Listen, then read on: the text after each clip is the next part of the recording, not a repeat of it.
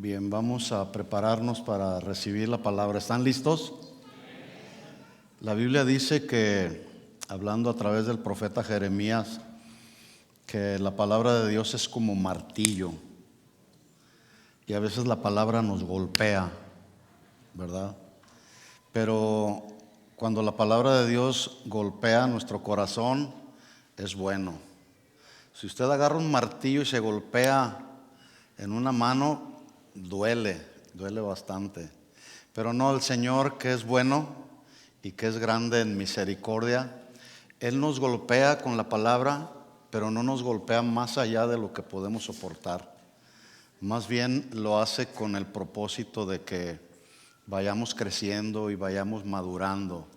Y en ese sentido, entonces, podamos expresar o manifestar, como es el título del mensaje, frutos que glorifican a Dios. De eso vamos a estar hablando en esta tarde, frutos que glorifican a Dios. ¿A cuántos se les antojan esas fresas? Y si les pone cremita con azúcar, no hombre, más ricas, deliciosas, ¿sí? Y luego las uvas que están ahí, rico fruto, ¿no? Bueno, qué interesante sería que la gente que nos rodea pudiera decir de nosotros, cuando ven nuestros frutos, pudieran decir: qué fruto tan apetecible tú estás manifestando, ¿sí? Vamos pues a orar para ver qué Dios quiere hablar a nuestro corazón, ¿de acuerdo? ¿Está listo? Ponga su mano ahí en su corazón y dígale al Señor con sus propias palabras: Señor, háblanos al corazón, háblanos del poder de tu palabra, aconséjanos, ministranos, amonéstanos si es necesario, confróntanos, pero llévanos, Señor, a poder ser mejores, a que podamos ser cristianos que te damos honra, que te damos gloria, que obedecemos tus mandamientos, que queremos seguir siendo fieles hasta el final, como lo cantábamos, Señor, para que cuando terminen los días de nuestra vida en este mundo, entonces podamos escuchar esas palabras que tú estableciste: bien, buen siervo fiel. En lo poco has sido fiel, en lo mucho te pondré. Y estaremos ahí en tu reino, en tu gloria, adorándote por toda la eternidad. Esa es nuestra esperanza, Señor. Pero mientras seguimos en este mundo, queremos continuar siendo exhortados, siendo instruidos con tu palabra, Señor. Yo te pido en el nombre de Jesús que en esta tarde nos des la gracia, nos des la sabiduría para recibir tu palabra y recibirla con mansedumbre, recibirla con humildad, Señor. También te pido, Señor, que me des la gracia, que tú puedas sazonar con tu Espíritu Santo cada palabra que sale de mi boca, Señor, y que puedan estas palabras, Señor, ser de edificación para la vida de mis hermanos, Señor. Así que nos ponemos en tus manos, nos encomendamos a ti, Señor. Te pedimos todo esto en el nombre de Jesús. Amén. Amén. La semana pasada yo les decía que la vida fructífera, humanamente hablando, todos tenemos a nuestro alrededor personas que son fructíferos, personas que son provechosas para la sociedad. También hay mucha gente que no es muy provechosa para la sociedad. Pero todos podemos tener personas a nuestro alrededor que son beneficiosas, que son productivos en lo que hacen. Repito, humanamente hablando, hay gente muy capaz, muy creativa, ¿sí? Y que han venido a ser un beneficio para esta sociedad. Pero en el contexto del caminar cristiano, una vida fructífera es diferente, cambia. O sea, tenemos que ser fructíferos en la sociedad, en el mundo, en este planeta donde Dios nos puso, pero también tenemos que ser fructíferos en nuestra vida cristiana. Y una vida fructífera, desde el punto de vista cristiano, tiene que ver con llevar fruto a través de nuestras vidas, y ese fruto se ha manifestado primero como consecuencia de haber recibido la salvación. ¿Sí? De ahí parte todo. Frutos espirituales que surgen primero por el hecho de haber recibido la salvación. Luego, transitar por el camino de la santificación, por el camino de la obediencia a la palabra de Dios. Luego, todos tener una relación con Dios, una relación de intimidad con Dios, donde tú puedes estar a solas con Él, expresarle lo que hay en tu corazón, tus necesidades, tus aflicciones, tus afectos inclusive, la alabanza que Él nos merece. Pero además también una vida fructífera tiene que ver con permitirle al Espíritu Santo, con el que ya fuimos sellados, que vaya transformando nuestro carácter. No podemos decir que somos cristianos y seguir viviendo como vivíamos cuando estábamos en el mundo, ¿verdad que no? No, no se puede, no se debe. Sí se puede, pero no se debe, ¿verdad, José? Sí se puede, pero no se debe, no se debe. Entonces, esa obra de santificación, de perfeccionamiento, pues la hace el Espíritu Santo y va cambiando nuestra conducta, va cambiando nuestros pensamientos, va cambiando nuestras acciones. Si en aquel tiempo maltratábamos a la esposa o a los hijos, pues imagínese un cristiano maltratando a su esposa o a sus hijos, diciéndole no sirves para nada, eres un inútil. Qué feo, ¿verdad? Se oye feo. No, Dios nos llamó y nos bendijo para hacer bendición.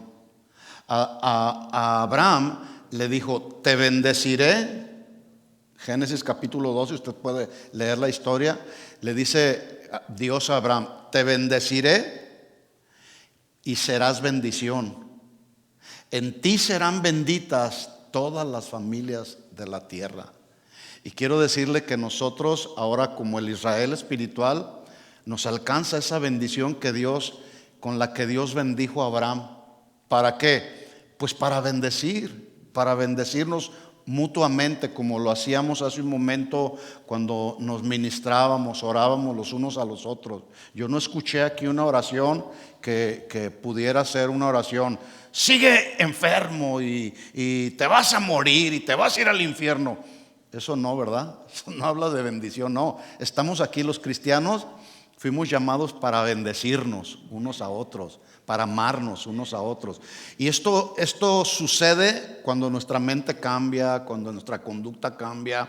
Pero ese trabajo de perfeccionamiento y de santificación, tengo noticias para ustedes, no se va a terminar hasta que terminen los días de nuestra vida en este mundo, ¿verdad?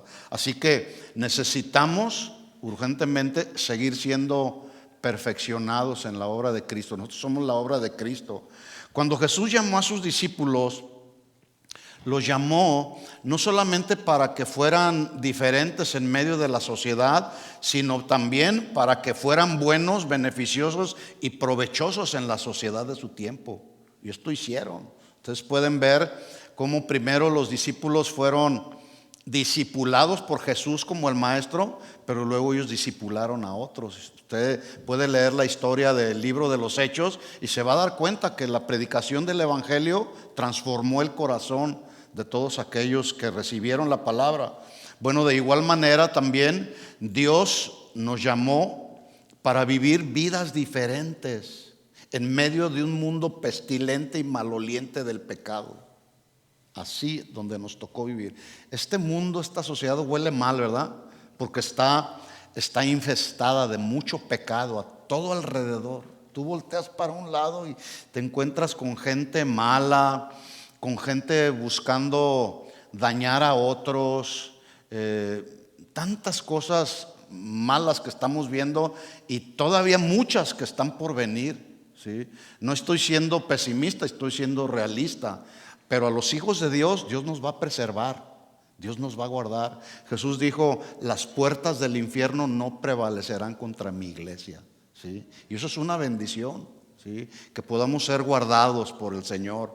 Entonces, Dios nos llamó para hacer un impacto en la sociedad por causa de los frutos que manifestamos. En Juan capítulo 15, versículo 16, Jesús habló diciendo: no me eligieron ustedes a mí, sino que yo los elegí a ustedes. Y luego mire lo que dice a continuación: y los he puesto para que lleven fruto, para manifestar fruto, y el fruto permanezca, para que todo lo que pidieran al Padre, en el estricto marco de la perfecta voluntad de Dios, todo lo que pidieran al Padre en mi nombre, Él os lo dé. Ya hemos dicho antes también que cuando la Biblia habla de la palabra fruto, lo hace no solamente para referirse al fruto natural, como vemos en la imagen, un fruto literal que produce un árbol. Imagínense un árbol de naranjas sin producir naranjas todo el año, no sirve para nada. Yo lo quitaba. ¿Por qué? Porque además está ocupando un espacio que puede ser útil para otra cosa. Entonces, la palabra fruto en la Biblia lo vemos como fruto literal, o una palabra para referirse al fruto literal que produce un árbol, pero también en la Biblia encontramos la palabra fruto de manera figurada para referirse al fruto que nosotros, los hijos de Dios, debemos producir y manifestar como creyentes. O sea, Dios nos bendijo para ser fructíferos, espiritualmente hablando. ¿Se imagina un cristiano que no produce frutos? Entonces, tanto el hombre carnal como el espiritual se conoce por sus frutos, porque de ellos se alimenta. ¿Sí? Jesús dijo en Mateo 7:17: todo buen árbol da buen fruto, pero el árbol malo da frutos malos. No puede el buen árbol dar mal fruto, ¿verdad que no se puede? Imposible. Ni el árbol malo dar fruto bueno. Versículo 19, escuchen la sentencia: todo árbol que no da buen fruto es cortado y es echado en el fuego, así que por sus frutos los conoceréis. Está hablando ahí de los falsos maestros que estaban infectando a los cristianos de aquel tiempo. Entonces, lo que Jesús está enseñando en estos textos que acabo yo de leer es dos tipos de árboles, como los dos tipos de personas que hay en este mundo. Hay personas buenas y hay personas malas. ¿Conoces alguna persona buena? Ahí tienes a uno a tu lado. Ahí lo tienes. Dile: hola, hermano bueno, hermana buena, ¿verdad? Pero también nos encontramos con personas malas. No solamente allá afuera, a veces se meten a la iglesia. ¿Sí? En la clase que tenemos todos los domingos hablábamos cómo Pablo le advierte a los filipenses diciéndoles: cuídense de los malos obreros, cuídense de los hermanos mutiladores del cuerpo, guárdense de ellos. Entonces, hay gente mala dentro y fuera en este mundo donde nos tocó vivir, como árboles buenos y malos. Pero también Jesús está hablando ahí de dos tipos de fruto que dan los árboles, así como las personas: fruto bueno y fruto malo. Y esos dos frutos también ofrecen dos resultados diferentes. El fruto bueno permanecerá, pero el fruto malo será cortado y será echado en el fuego. La pregunta para nosotros hasta aquí es: ¿de cuáles somos? ¿De los buenos o de los malos? ¿Y qué clase de fruto estamos dando, bueno o malo? Porque entonces tu destino será uno: el fruto bueno, tu vida permanecerá hasta la venida de Cristo o hasta que nos llame a su presencia, pero el malo será cortado, será cortado. Pablo lo dijo de otra manera. A los romanos, en el capítulo 8, versículo 5, les dijo lo siguiente. Voy a leer el texto, o los textos los voy a leer en la Nueva Traducción Viviente. Síganme ahí con su vista, ahí están los textos en la pantalla. Dice Romanos capítulo 8, versículo 5: los que están dominados, la Reina Valera dice, los que están dominados por la carne o por la naturaleza pecaminosa, piensan en las cosas pecaminosas. ¿Sí o no? Una persona que está en la carne y que es mala, está pensando en cosas pecaminosas. Por ejemplo, el que es ladrón ya robó a un lado, luego está pensando a ver qué otro lado va a robar, ¿sí? Entonces, dice, los que están dominados por la naturaleza pecaminosa piensan en cosas pecaminosas de la carne, pero los que son controlados por el Espíritu Santo piensan en las cosas que agradan al Espíritu. Versículo 6. Por lo tanto, permitir que la naturaleza pecaminosa los controle o les controle la mente les va a llevar a la muerte. Pero permitir que el Espíritu Santo controle tu mente te va a llevar a la vida y a la paz.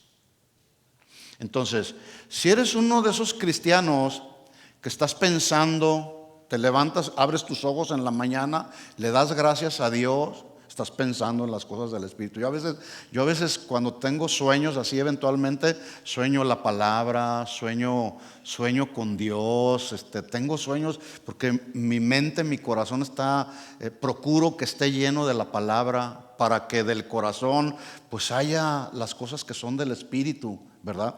Y para que el corazón esté lleno de la palabra, pues resulta que hay que abrir la Biblia y leerla y meditar en ella, ¿verdad? Si alguien dice, soy cristiano, pero nunca va a la palabra, a leerla, a meditar, a ser instruido por la palabra, pues ¿qué clase de cristiano es? Puede ser cristiano, pero de esos cristianos medios carnaloides, que sí los hay, como los corintios, ¿verdad? Entonces, hay que permitir que el Espíritu Santo controle nuestra mente y nuestra vida para que entonces podamos tener paz en el corazón. ¿Cuántos tienen paz en el corazón y viven en paz? ¿Sí? Y esa paz no es la que el mundo está ofreciendo a través de lo que este mundo ofrece. Ahora, tengo que decirles que es preciso que entendamos que ser un cristiano que manifiesta frutos que glorifiquen a Dios no es algo que se logra, como ya lo mencioné, como un asunto que tenga que ver con la voluntad humana. Por la fuerza de mi voluntad o con mi fuerza de voluntad voy a lograr dar frutos. No, esta es una obra, los frutos que glorifican a Dios, es una obra de la gracia de Dios, pero también con la ayuda del Espíritu Santo. Por eso hay que permitir que el Espíritu Santo nos controle, ¿sí? Para que entonces podamos manifestar esos frutos. Pablo le dijo a los filipenses en el capítulo 2, versículo 13, porque Dios es el que en ustedes produce así el querer como el hacer por su buena voluntad. Producir, que es la palabra del griego energeo. Él nos da la energía, Él nos da el impulso para el querer como el hacer, la buena voluntad de Dios. Lo opuesto a una vida fructífera, pues es una vida vana, es una vida vacía, es una vida inútil. Y escuchen esto, mis hermanos, de esa clase de vida es de la que Jesús ya nos rescató. ¿Sí o no? ¿Cuántos ya fueron rescatados de la vana manera de vivir en la que vivíamos? Yo fui rescatado ya de esa vana manera de vivir. ¿Para qué? Para dar frutos, pero frutos que glorifiquen a Dios. Primera de Pedro 1:18 dice, sabiendo que fuisteis rescatados de vuestra vana manera de vivir. Es decir, significa, ya fuimos rescatados de una vida estéril espiritualmente, ya fuimos rescatados de una vida sin uso productivo, ya fuimos rescatados de un estilo de vida lleno de ociosidad. La semana pasada hablamos de lo peligroso que son los ociosos. Los ociosos andan pensando, andan murmurando, andan chismeando, andan metiéndose en donde no deben. Por eso Pablo le decía a Timoteo, ocúpate en la lectura, en la exhortación y en la enseñanza. Entonces, una vida sin beneficio y sin provecho, de ahí ya nos rescató el Señor. También el Señor nos rescató de una vida que era como aquel árbol que no tenía ramas, y obviamente ese árbol no producía fruto, por lo tanto no servía para nada. De esa clase de vida el Señor ya nos ha rescatado. ¿No le das gloria al Señor? Sí, dale el aplauso de alabanza a Él lo merece. Ahora entonces el Señor, después de habernos rescatado, nos llama a dar frutos que le glorifiquen a Él, y es precisamente de eso de lo que vamos a hablar en este día. Pero antes, permítanme hacerles una pregunta. ¿Cuál será la clave para producir frutos que glorifiquen a Dios? ¿Cuál será? A ver, ¿quién me puede decir algo? Levanta su mano y me lo dice fuerte para alcanzar a escuchar. Escuche la pregunta. ¿Cuál es la clave para producir frutos que glorifiquen a Dios? Ahí. Tener comunión con Dios. Muy bien, allá. Haber nacido de nuevo. ¿Qué más? Obediencia. ¿Perdón? Obediencia. No escuché fuerte. Obediencia. ¿Sí? Aquí. Aceptar a Cristo como nuestro Señor y Salvador. Ok. Todo eso está muy bien. ¿Sí? Pero una de las claves muy importantes que nos ayudan a manifestar frutos que glorifiquen a Dios, escuchen, es permanecer en Cristo. Permanecer en Cristo. Permanecer ahí. Por eso Pablo decía, permanezcan en la libertad con la cual ya Cristo nos hizo libres. ¿Por qué digo esto? Porque también la Biblia dice que en los postreros tiempos algunos apostatarán de la fe. ¿Qué significa apostatar de la fe? Bueno, significa que una persona, después de haber nacido de nuevo, ¿sí?, deliberadamente, voluntariamente renuncia al camino del Señor. Renunciar al camino. Apostatar significa renunciar, ¿sí?, desertar, ¿sí?, decirle a Dios, ya no quiero nada más contigo. Y casos en la Biblia hay bastantes, ¿sí?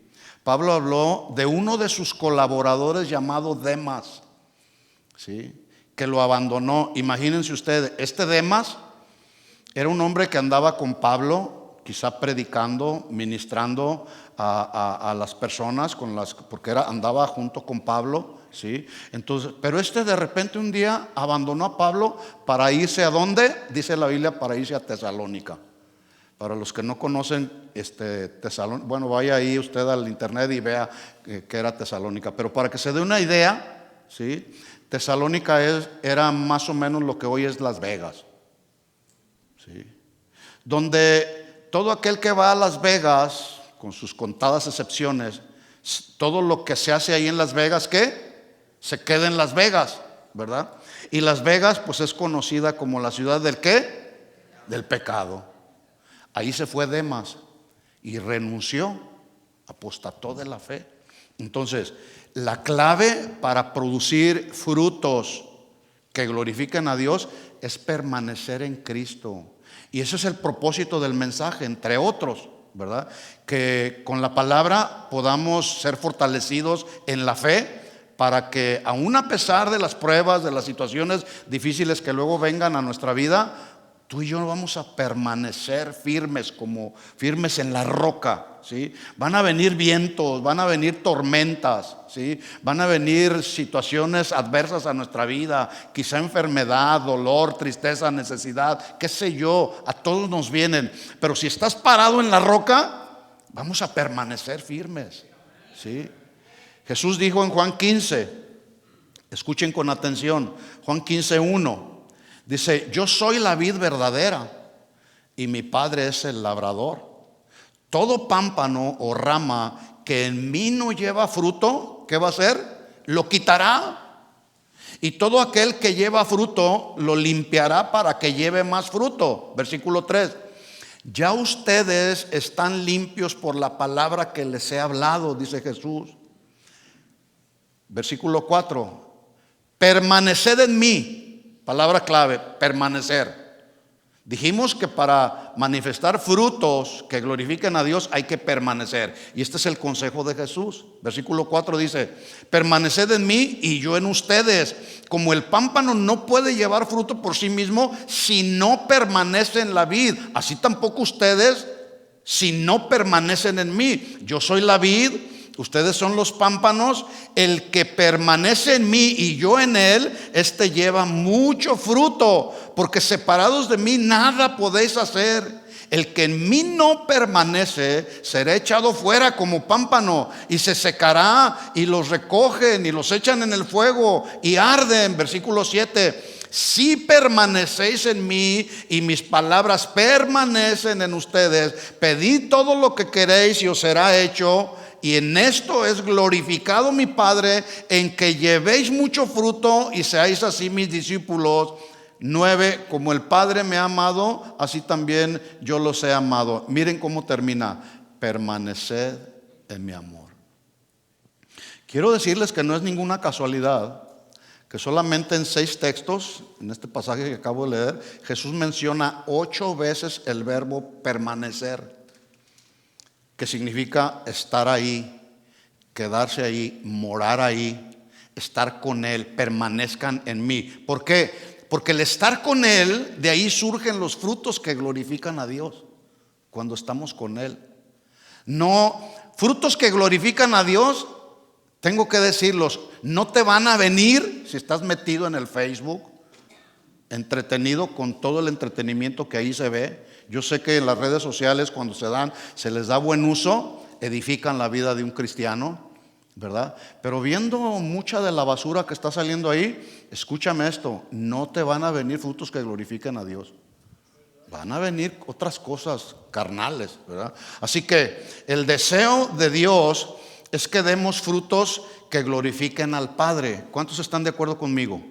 Ese es el deseo de Dios, ¿sí? Ahora, voy a hacer 2 preguntas, porque a mí me gusta hacer preguntas para tratar de reflexionar en ellas y reflexionar en nuestra vida. Escuche la primera pregunta, hablando de fruto.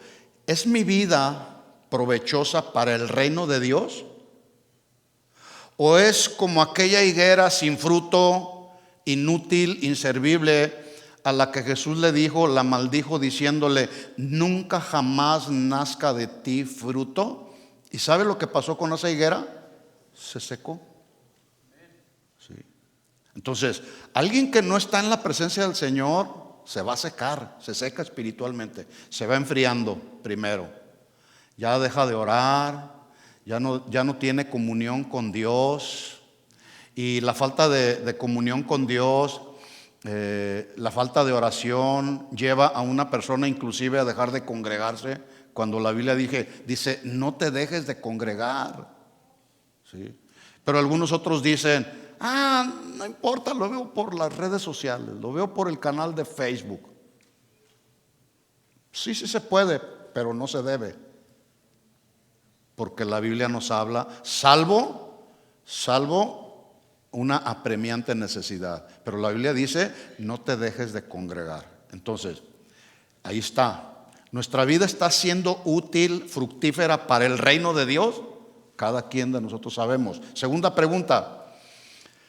Escucha, esto es bien importante, porque estamos hablando de los frutos, manifestar frutos que glorifican a Dios. Todos aquellos que se acercan a ti o a mí pueden nutrirse del fruto espiritual que produce tu vida y mi vida. Pueden decir: voy a echar mano, ese fruto que me estás dando a ver, voy a echar mano de él porque veo que Dios te ha bendecido, ¿sí? Así que me bendice tu vida. Entonces la pregunta es: todos aquellos que se acercan a ti pueden nutrirse del fruto que produce tu vida, fruto espiritual, como lo es. Acuérdense que la Biblia habla en Gálatas capítulo 5, el fruto del amor. La gente que te rodea puede decir: qué bueno que amas y tratas así a tu esposa. Amor, gozo, paz. Esos frutos se pueden ver en nuestra vida, una vida de santidad, una vida de fe, una vida humilde, una vida llena de paciencia, de bondad, una vida servicial. ¿Se ven esos frutos? Porque debo decirles, estos son frutos que debe manifestar un cristiano, ¿sí? Servimos a Dios sirviéndonos unos a otros. Somos santos porque Él es santo. Ya vamos a hablar de eso más adelante. Ok, voy a continuación, en el tiempo que me queda, vamos a ver algunos frutos que debemos manifestar. Hay muchos, yo solamente voy a mencionar algunos.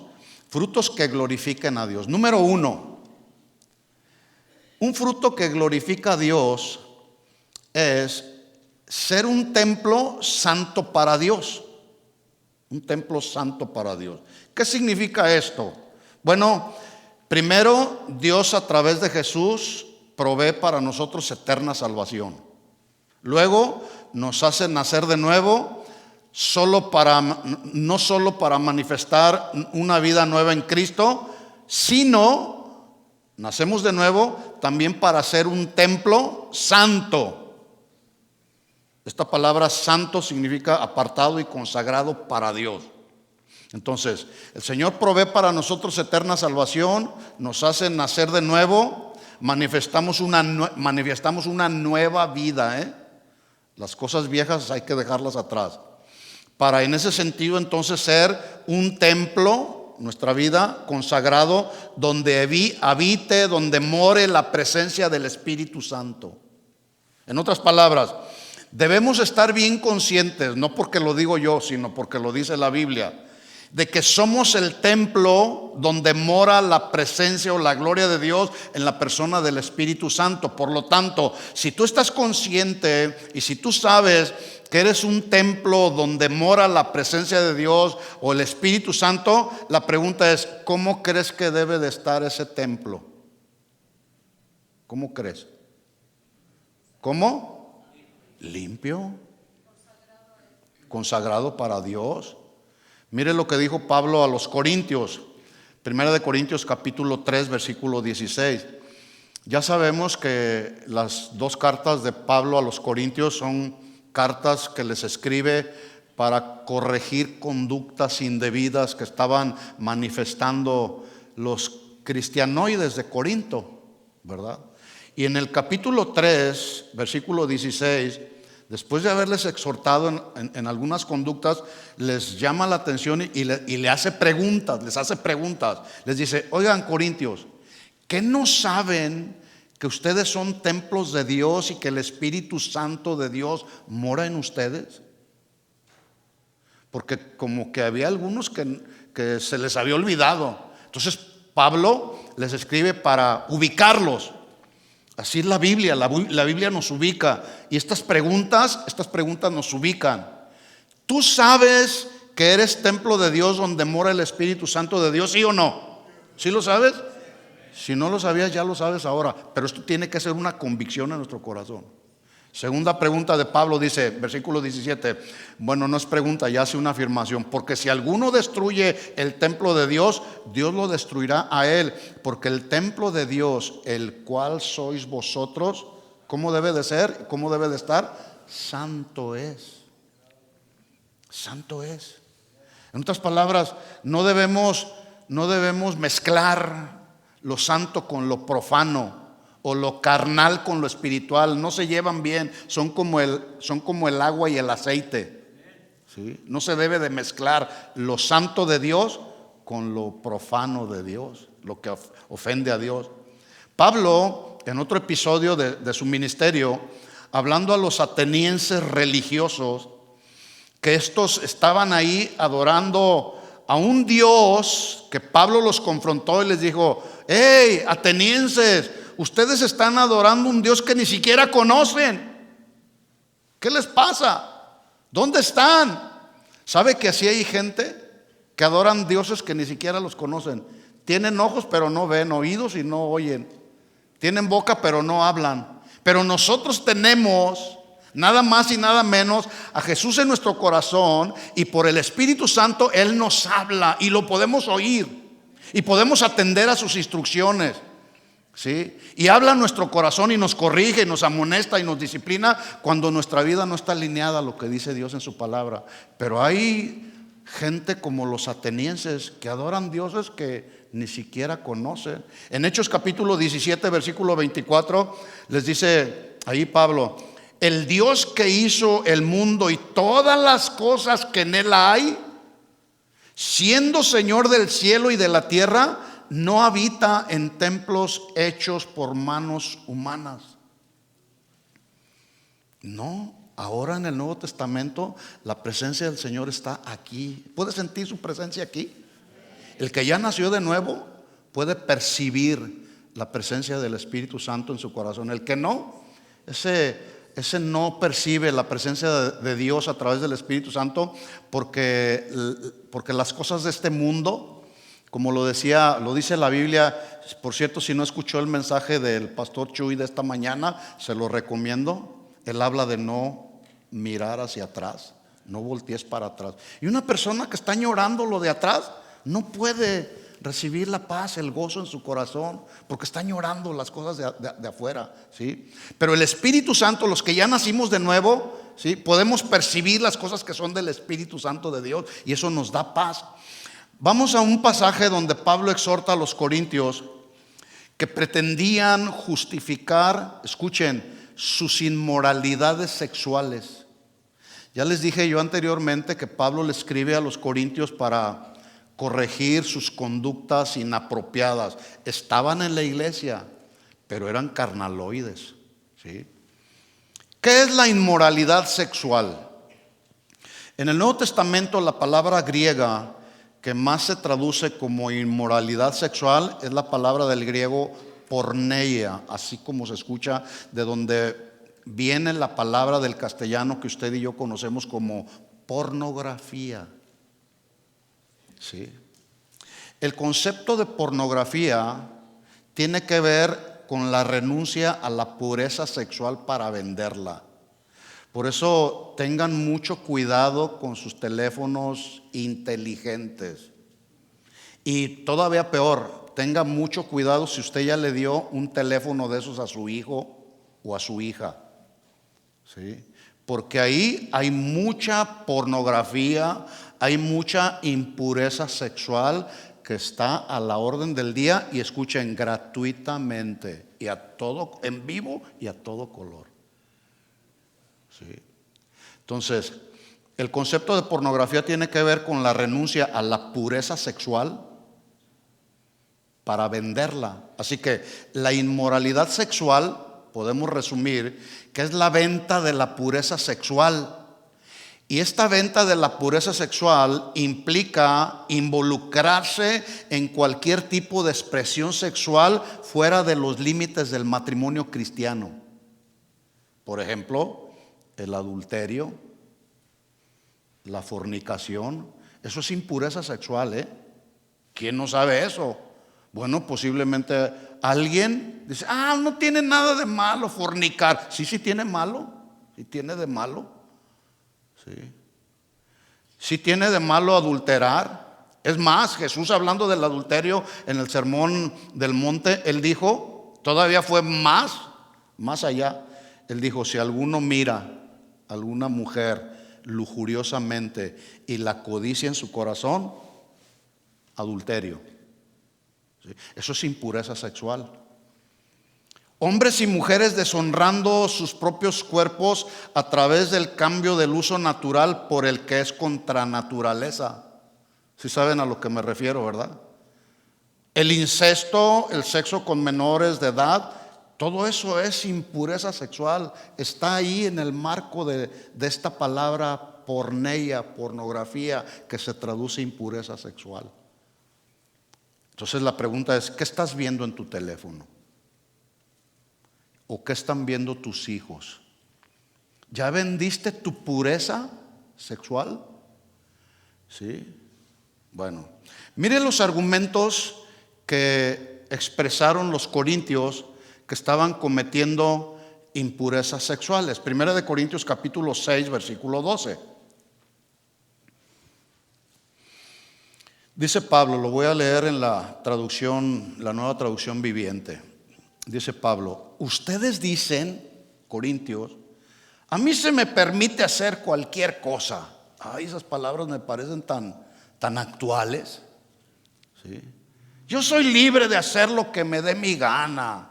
A mí se me permite hacer cualquier cosa. La Reina Valera dice, todas las cosas me son lícitas, mas no todas convienen.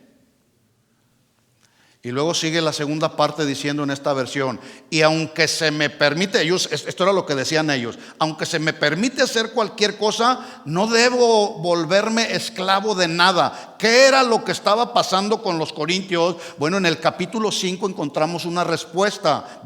Capítulo 5 de la misma primera carta a los corintios, dice versículo 1. Dice Pablo en la Nueva Traducción Viviente: me cuesta creer lo que me informan acerca de las fornicaciones y de la inmoralidad sexual que hay entre ustedes, o algo que ni siquiera es algo que ni siquiera los paganos hacen. A Pablo alguien le informó: oye, los corintios andan desatados en la carne, cometiendo inmoralidad sexual. Y Pablo responde en esta versión, dice: me cuesta mucho trabajo lo que me están informando, que hay fornicación, inmoralidad sexual entre ustedes, que ni siquiera lo hacen los que están en el mundo. Me dicen, aquí estaba el punto, que un hombre de su iglesia vive en pecado con su madrastra, es decir, la mujer de su papá. ¿Eso saben cómo se llama? Incesto. Eso es incesto. Versículo 2. Y luego dice, miren la actitud de los corintios: ustedes se sienten muy orgullosos de sí mismos, en cambio deberían estar llorando de dolor y vergüenza y echar a ese hombre de la congregación. Es fuerte eso, ¿verdad? Pregunta entonces: ¿a un cristiano nacido de nuevo se le permite hacer cualquier cosa, sí o no? No. Se nos permite manifestar frutos que glorifiquen a Dios. Sigamos leyendo 1 Corintios 6, 13. Ya vimos que era lo que estaba pasando. Ustedes dicen: la comida se hizo para el estómago y el estómago para la comida. Y eso es cierto, dice Pablo, aunque un día Dios acabará con ambas cosas. Pero ustedes no pueden decir que nuestro cuerpo fue creado para la inmoralidad sexual. Fue creado para el Señor, y el Señor le importa nuestro cuerpo. ¿Por qué? La respuesta la encontramos en el versículo 14. Porque un día, ya no muy lejano, Dios nos levantará de los muertos con su poder, tal como levantó de los muertos a nuestro Señor Jesús. Un día Dios nos levantará. Por eso nuestro cuerpo debemos cuidarlo. Debemos vivir en santidad, cuidando nuestro cuerpo. ¿Qué vemos? ¿Qué oímos? ¿Qué gustamos? ¿Sí? Todas las cosas no son lícitas, no todas convienen. ¿Estamos de acuerdo en eso? Hay jóvenes que dicen: no tiene nada de malo fumar marihuana. Además la Biblia no dice que no debamos de fumar marihuana. Sí, no dice, pero eso atenta contra el templo. Imagínate el templo de Dios lleno de... el templo de Dios todo enmarihuanado. Así que dice ahí: ¿por qué a Dios le interesa nuestro cuerpo? Porque un día nos levantará de los muertos con su poder, así como levantó a Jesús. Y aquí Pablo en este versículo 14 se está refiriendo a que el cuerpo del creyente un día, que vuelvo a repetir, no muy lejano, nuestro cuerpo será cambiado, resucitado, glorificado y convertido en un cuerpo celestial para adorar por toda la eternidad al que está sentado en su trono. Su nombre es Jesús, Rey de Reyes y Señor de Señores. Ahí estaremos adorándolo a Él. Y luego viene otra vez el punto de Pablo, versículo 15. ¿No se dan cuenta que sus cuerpos en realidad son miembros de Cristo? ¿Acaso un hombre debería tomar su cuerpo, que es parte de Cristo, y unirlo a una prostituta? ¿Cuál es la respuesta? Dice ahí en esta versión: jamás. Imagínese un cristiano uniéndose con una prostituta. Jamás. Versículo 16. ¿No se dan cuenta de que si un hombre se une a una prostituta, se hace un solo cuerpo con ella? La Escritura dice: los dos se convierten en uno solo. Pero la persona que se une al Señor es un solo espíritu con Él. Por lo tanto, aquí está la respuesta de Dios. Aquí está la salida de Dios. Por lo tanto, dice Dios a través de Pablo a los corintios: huyan del pecado sexual. Ningún otro pecado afecta tanto el cuerpo como este, porque la inmoralidad sexual es un pecado contra el propio cuerpo. ¿No se dan cuenta de que su cuerpo es el templo del Espíritu Santo, quien vive en ustedes y les fue dado por Dios? ¿En qué están pensando, corintios? Versículo 20. Bueno, la segunda parte del versículo 19, la última parte dice: ustedes no se pertenecen a sí mismos. En otras palabras, nuestro cuerpo no es de nosotros. Cristo lo compró con su sangre.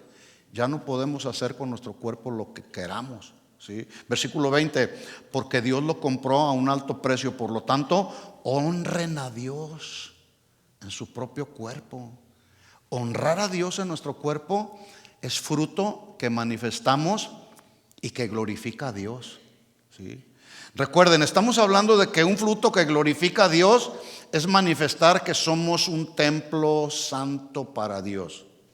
¿Estamos claros en eso? Sigamos leyendo. La Biblia narra pues en el Evangelio de Marcos que un día Jesús entra al templo. Sigo hablando del templo. Y Jesús entra al templo en el tiempo en que las personas iban a ofrecer sacrificios para adorar a Dios. Y lo que ve Jesús al entrar al templo es una escena aberrante, anormal, antinatural.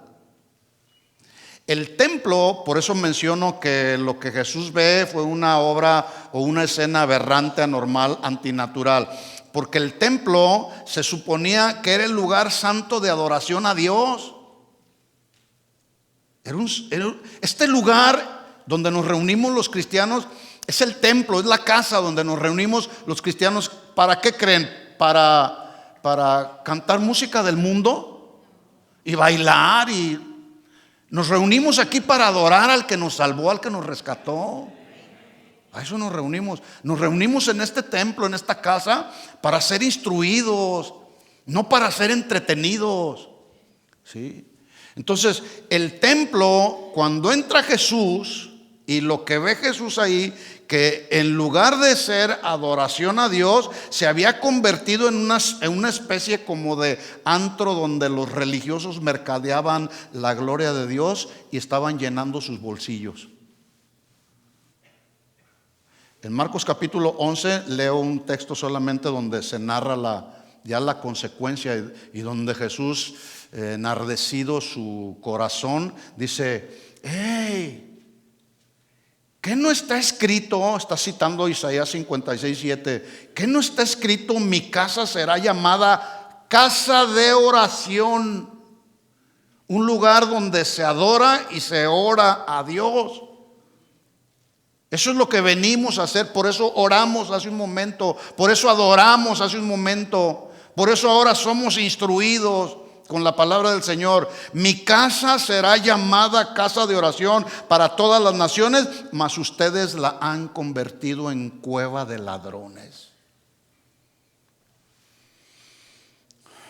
Y aquí vamos a aplicar, porque de eso se trata. Estamos hablando de que uno de los frutos que glorifican a Dios es que nosotros somos el templo, ¿sí? Un templo santo para Dios. Bueno, el templo, refiriéndonos no solo al lugar donde nos reunimos los cristianos, sino nuestra vida misma es el templo. Al igual que un árbol debe de atraer a la gente para proveerle sombra, para proveerle una cobertura y alimento espiritual. En otras palabras, cuando las personas se acercan a ti, que eres el templo santo de Dios, la pregunta es: ¿qué van a encontrar en ti y en mí? ¿Van a encontrar un mensaje de salvación que pueda ser saludable para su alma?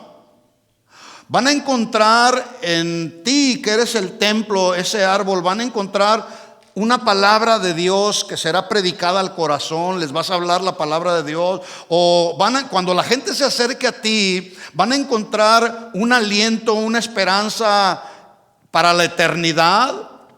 Y voy más allá todavía: cuando la gente que te rodea se acerca a ti, va a encontrar la manifestación del carácter de Cristo revelado por medio de tus frutos. Buenas preguntas para reflexionar. Pablo dijo a los corintios, a los mismos corintios que los estaba ordenando, les dice: tenemos este tesoro en vasos de barro, para que la excelencia del poder sea de Dios y no de nosotros. Escuchen, mis hermanos, la palabra de Dios es un tesoro. Y es un tesoro que no se acaba, es inagotable. Yo llevo 39 años caminando con el Señor, leyendo día con día la palabra. Y a veces leo los mismos textos y Dios en su infinita generosidad nos habla de una manera, nos habla de otra. Es un gran tesoro que debemos cuidar, que debemos honrar, que debemos vivir. Es un tesoro, es un tesoro muy apreciado, ¿sí? Y este tesoro, la palabra de Dios que nos cambia, que nos transforma, que nos alumbra nuestro caminar de Dios, está en vasos de barro. Nosotros somos el barro.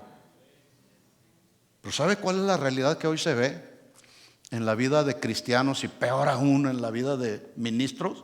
Es que han convertido el tesoro, la palabra de Dios, la han convertido en barro y han cambiado. Ahora, el tesoro son ellos y el barro es la palabra. Porque se está oyendo cada cosa en las redes sociales, y lo peor del asunto es que la gente lo está creyendo. Puro barro barato se está hablando. Por eso, mis hermanos, Dios nos ha dado el Espíritu Santo para discernir la verdad de la mentira, lo falso de lo verdadero. Hay muchas medias verdades muy disfrazadas de apariencia de piedad. Esto no es nuevo. Jesús ya lo había dicho: guárdense de los falsos profetas que vienen a ustedes con vestidos de oveja, pero por dentro son lobos rapaces.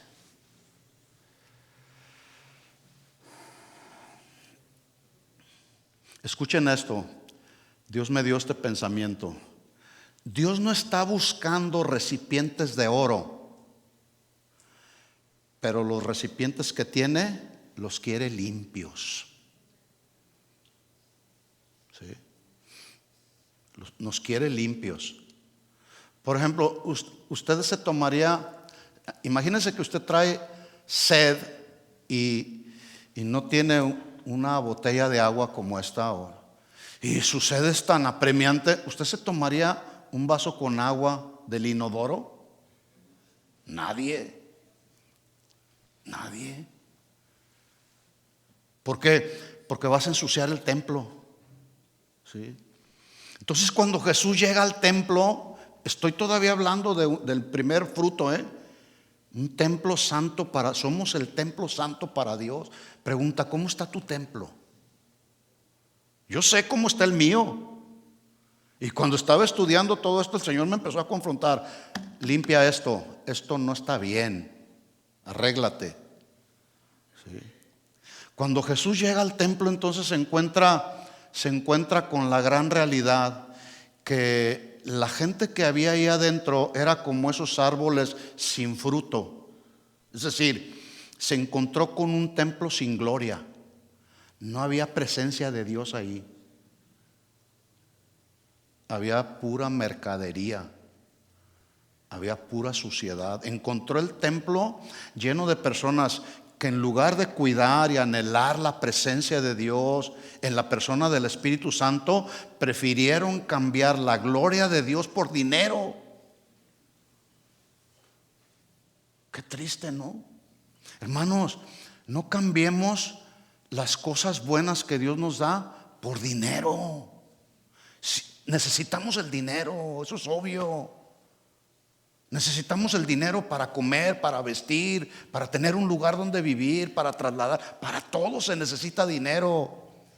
Pero nuestro enfoque principal no debe de estar en el dinero, debe de estar en Cristo. Si es que eres cristiano. Porque el que no es cristiano, toda su mente y toda su vida gira alrededor de dinero. No todo en la vida es dinero. Perdónenme que lo diga de esa manera. No todo en la vida es dinero. El dinero no te va a salvar. Jamás ha salvado a nadie.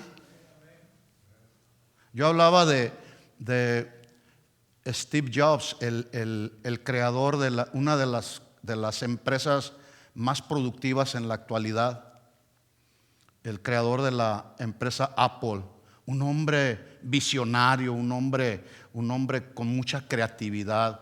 Pues ese hombre, con todos sus millones de dólares, con toda su riqueza, ¿sí?, murió a la edad de creo que 56 o 59 años de edad, y para tristeza de sus fans, ¿sí?, se murió a esa edad, pero era un hombre que creía en la religión budista. Ni Buda ni su dinero pudieron salvarlo.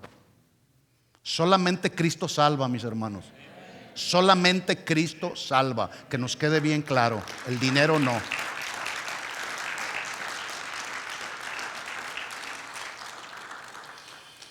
Y es muy triste y muy lamentable que hoy nos encontramos con muchas personas dentro, lo voy a decir de esta manera, espero no se malinterprete, pero es la verdad. Hoy nos encontramos con antros religiosos disfrazados de iglesia, con personas allá adentro cometiendo actos aberrantes que son anormales y además son antinaturales, como los que se encontró Jesús ahí cuando entró al templo. Y a lo mejor usted dirá, se me hace que el pastor está exagerando.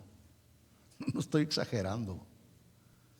No estoy exagerando. Cuando yo hago esta clase de afirmaciones, yo investigo, no hablo nomás por hablar. Por ejemplo, usted se puede imaginar a una congregación donde se juntan personas, donde, lo pongo así entre comillas, el pastor o la pastora simpatizan con los de la bandera del arco iris. ¿Se puede imaginar? Bueno, esas son las llamadas iglesias cristianas inclusivas. Usted va ahí al internet y le pone iglesias cristianas inclusivas y le va a desplegar ahí los nombres, las direcciones y todo. ¿Qué son las iglesias cristianas inclusivas? Pues todas aquellas que consideran, que mejor dicho, que no consideran como pecados las conductas de la comunidad LGBT más. ¿Se puede imaginar que haya congregaciones así?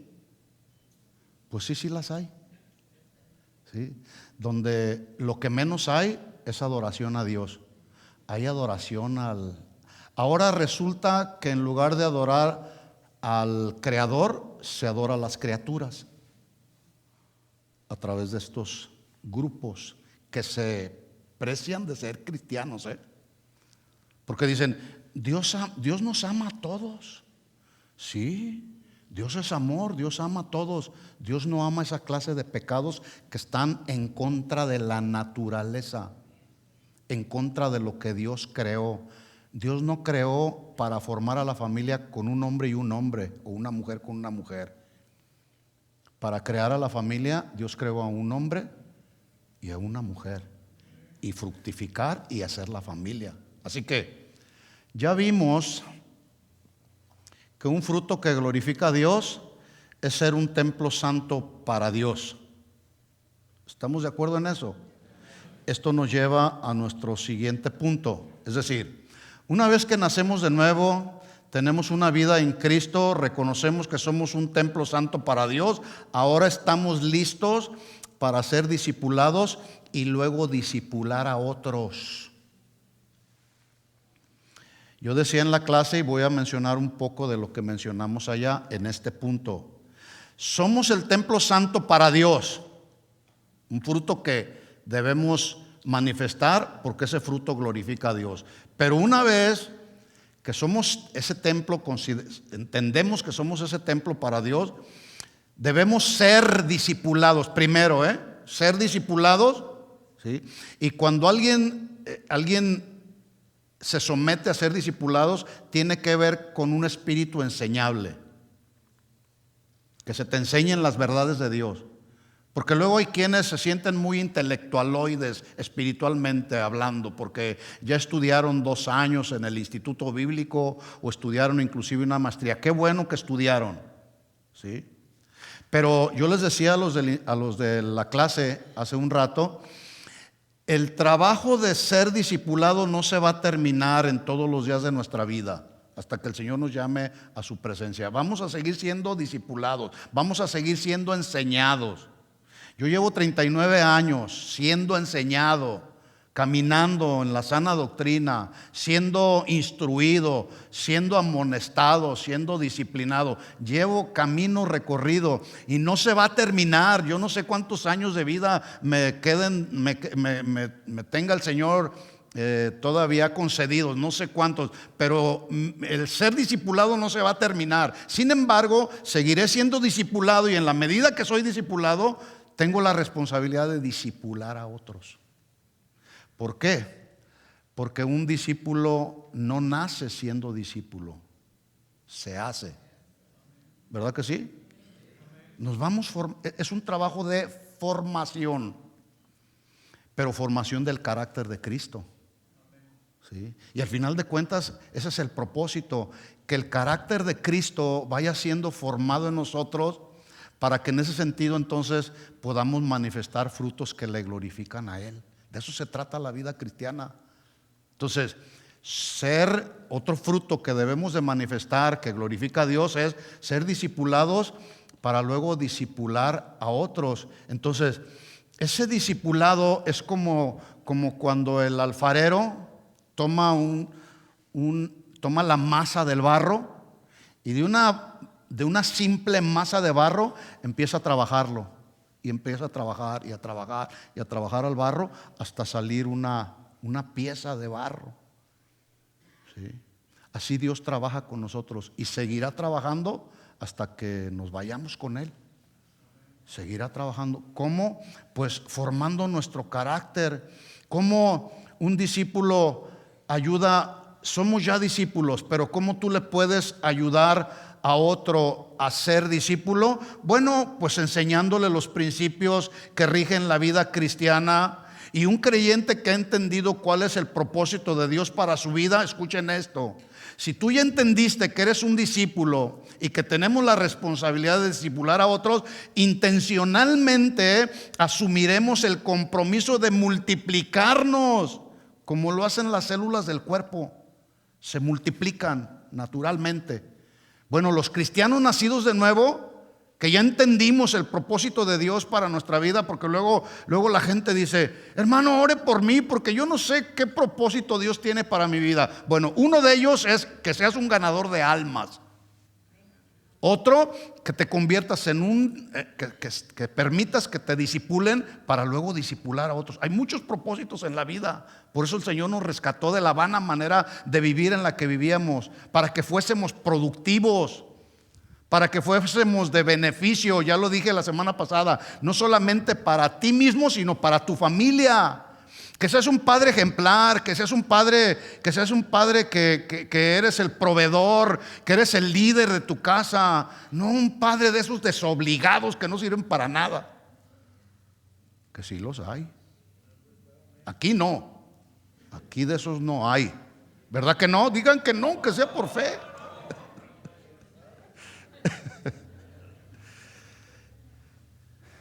Entonces necesitamos, si ya entendimos el propósito de Dios para nuestras vidas, pues intencionalmente buscar hacer discípulos a otros, predicando el evangelio, ganando almas para Cristo, discipularlos. Pablo le dijo a Timoteo en 2 de Timoteo capítulo 2, versículo 2: lo que has oído de mí ante muchos testigos, esto encarga a hombres, pero no a esos desobligados,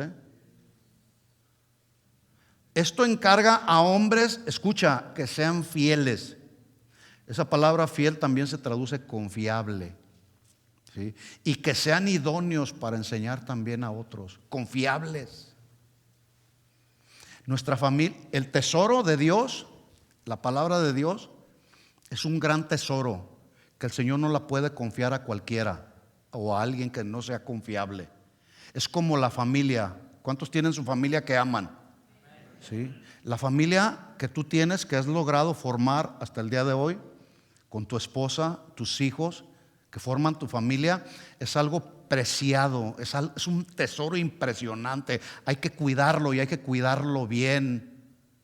¿Tú le confiarías a tu familia a un depredador sexual? No, claro que no. Claro que no. Bueno, asimismo tampoco el Señor va a confiarle su palabra a los maestros falsos que son depredadores del evangelio, que son mutiladores del cuerpo. No. Entonces, la Biblia nos deja ver en el primer discurso de Pedro en el libro de los Hechos que como consecuencia de la predicación del evangelio, almas fueron ganadas para Cristo. Leo 2 textos y casi terminamos. En Hechos capítulo 2, versículo 41 dice: así que los que recibieron la palabra fueron bautizados y se añadieron aquel día como 3,000 personas. Imagínense una congregación que surgió así en un día por causa de la predicación del evangelio. 3,000 personas no cabrían en este lugar. ¿Qué hicieron esas personas que recibieron la palabra? Atención aquí. Mire lo que hicieron, porque la palabra es la que transforma. La palabra renueva nuestra mente. Dice versículo 42: primero, perseveraban en la doctrina de los apóstoles, que era una doctrina bíblica. Hoy tristemente muchos ya no quieren el adoctrinamiento porque quieren el divertimiento y mucho esparcimiento. Ya no quieren la doctrina. Estos dice que perseveraban en la doctrina de los apóstoles, perseveraban en la comunión unos con otros, perseveraban en el partimiento del pan y número 4, perseveraban en las oraciones. Llegamos al capítulo 4 y sigue el apóstol Pedro firme en el propósito de Dios, predicando el evangelio. Hechos capítulo 4, versículo 4 dice: pero muchos de los que habían oído la palabra. ¿Se fijan la importancia de predicar la palabra?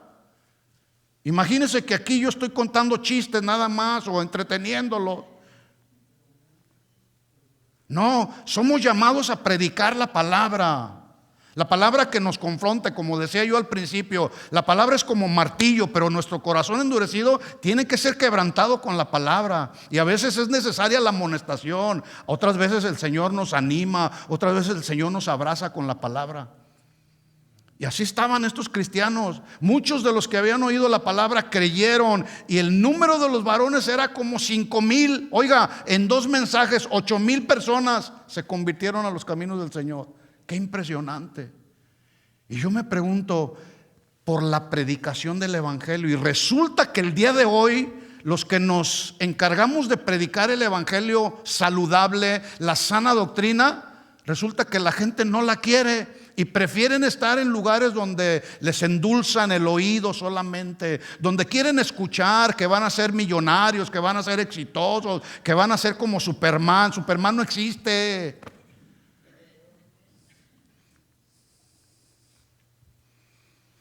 Así que el deseo de Dios es que manifestemos frutos que le glorifiquen a Él. Y ya vimos 2 nada más.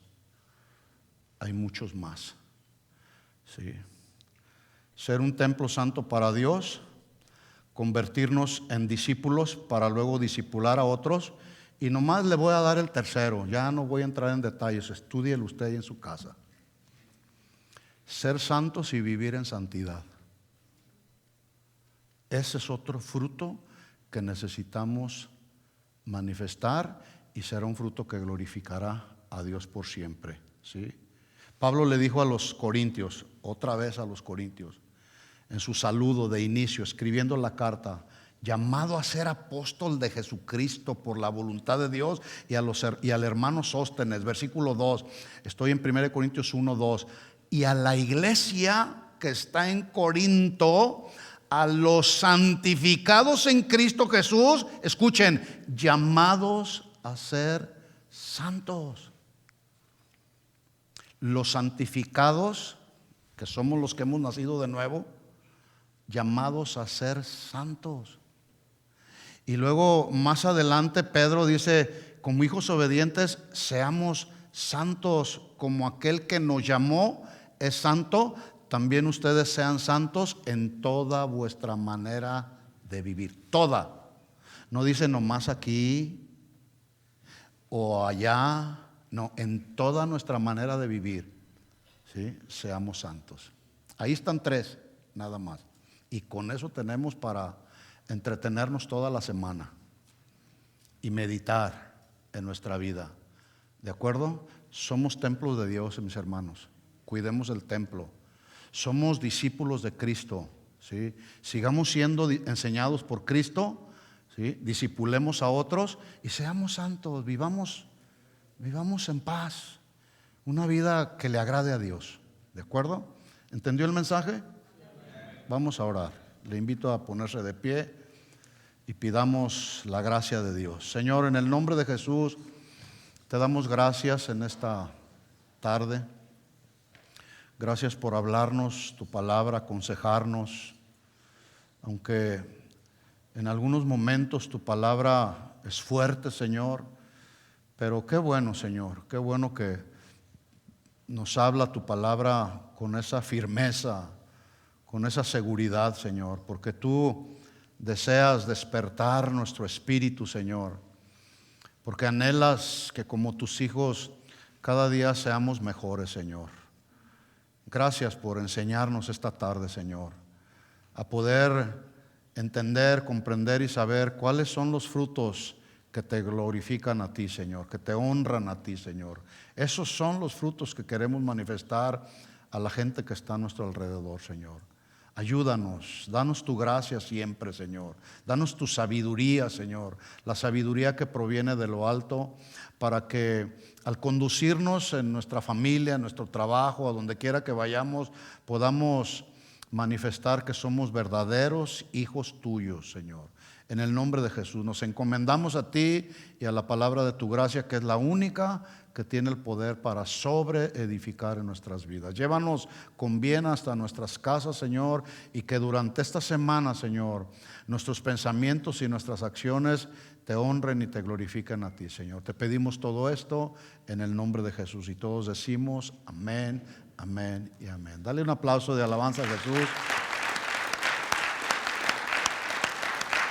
Despídanse unos a otros. Nos vemos el miércoles, los que vienen el miércoles o el próximo domingo a la 1 de la tarde. Que Dios les bendiga a todos.